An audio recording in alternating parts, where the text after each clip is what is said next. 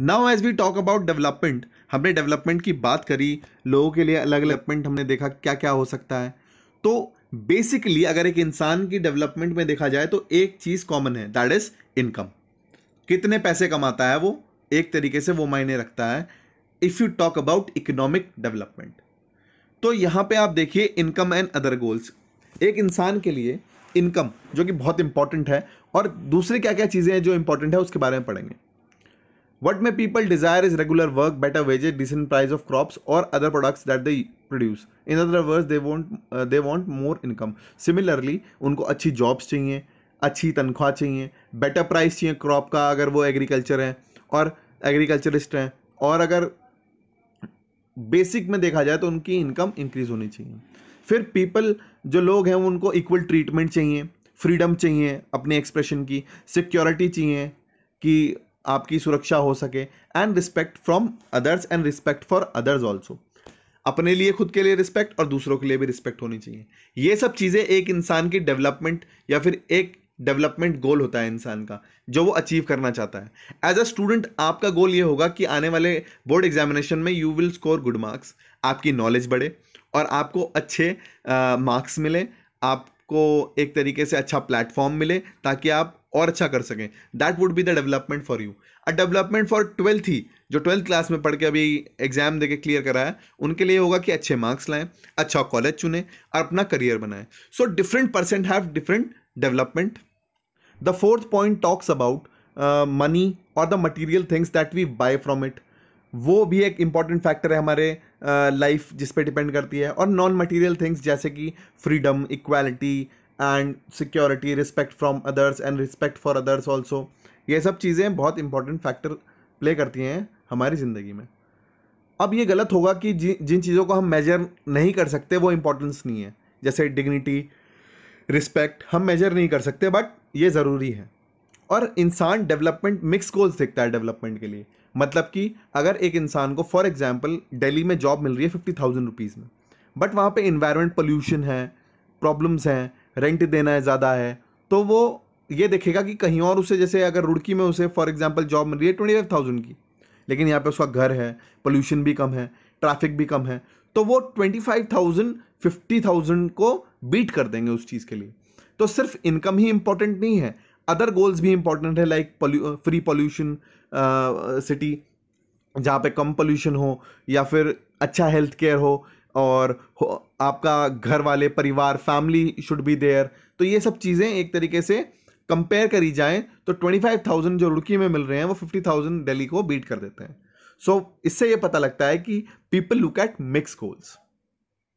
Now after talking about individual development, हमने बहुत बात करी इंडिविजुअल डेवलपमेंट कैसा होना चाहिए, इंसान कैसे डेवलप होता है।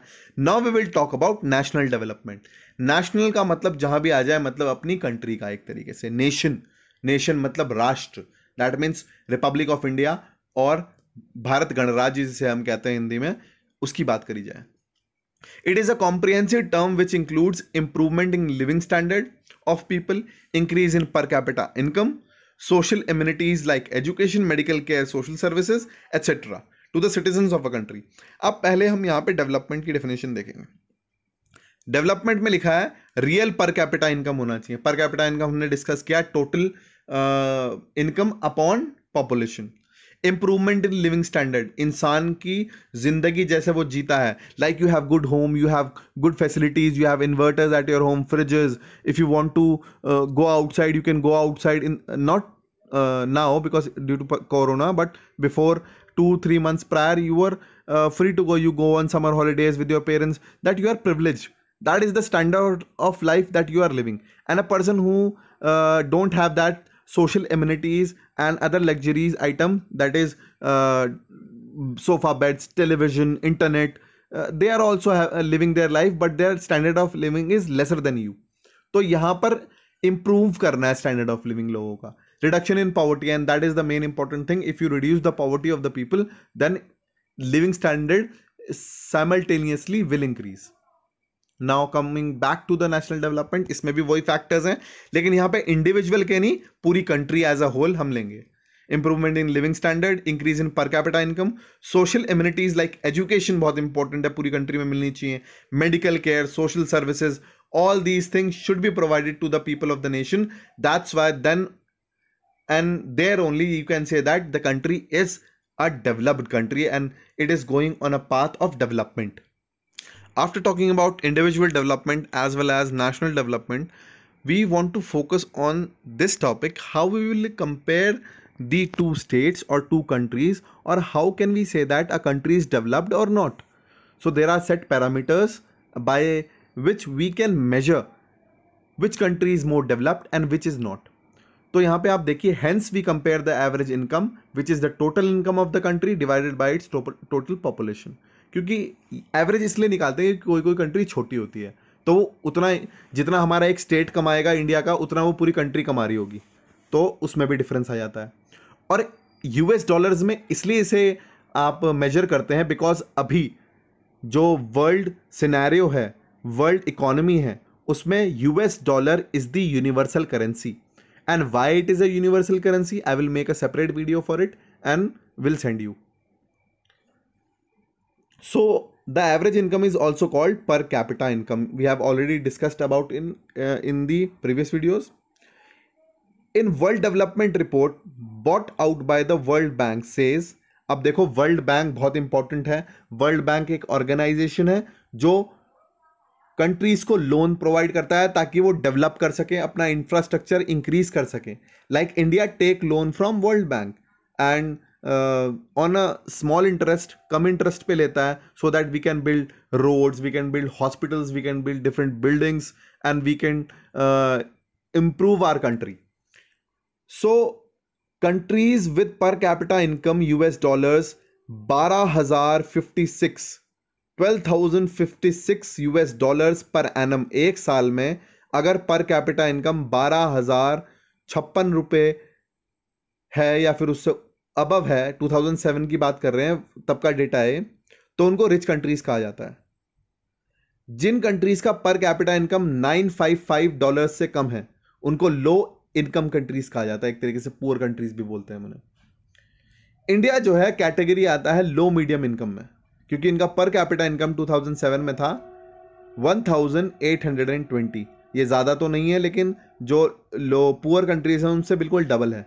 तो हम आते हैं लो मिडिल इनकम कंट्रीज में and we have to improve it. So let's take an example to discuss about income and other criterias for development. Let us compare the per capita income of Haryana, Kerala and Bihar.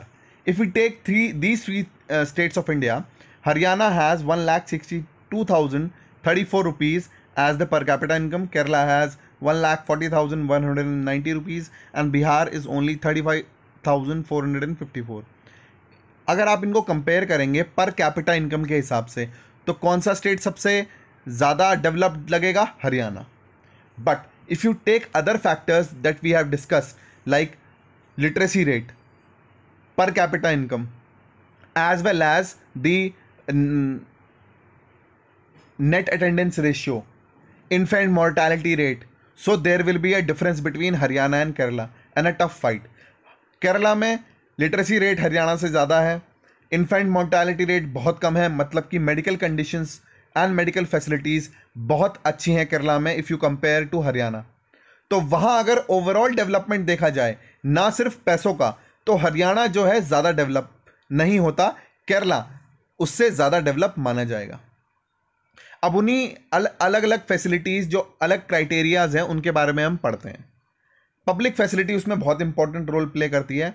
Money in your pocket cannot buy all the goods and services that you may need to live well.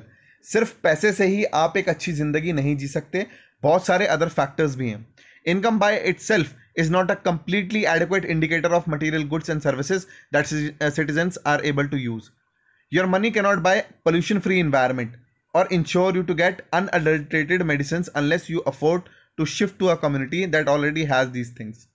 अब important बात यह है कि अगर आपके पास पैसा भी है तो पोल्यूशन को आप हटा नहीं सकते बिल्कुल भी, या फिर बिना मिलावटों की चीज़ें आप पा नहीं सकते अनटिल एंड अनलेस जहां आप रहते हैं वहां ओवरऑल एनवायरनमेंट ऐसा हो. तो एक कंट्री को सिर्फ इनकम के अलावा इन सब पैरामीटर्स पे like low infant mortality rate, कम बच्चों की मौतें होनी चाहिए। लाइफ एक्सपेक्टेंसी, ये वर्ड बाद में आकर हम पढ़ेंगे, इसका मतलब है कि एक एवरेज इंसान कितना जीता है, that indicates the medical facilities of that country. Medical facilities कितनी है, हेल्थ केयर कैसा है, नेट अटेंडेंस रेशियो, बच्चे कितने स्कूल में जा रहे हैं, फिर लिटरेसी रेट, कितने पढ़ रहे हैं बच्चे, कितना उनका क्षमता है पढ़ने की। So all these factors give you an indication about the development of a country. So how can we say that human is developed or not? So UNDP, United Nations Development Program, which is under United Nations, आपको पता ही होगा United Nations form हुआ था.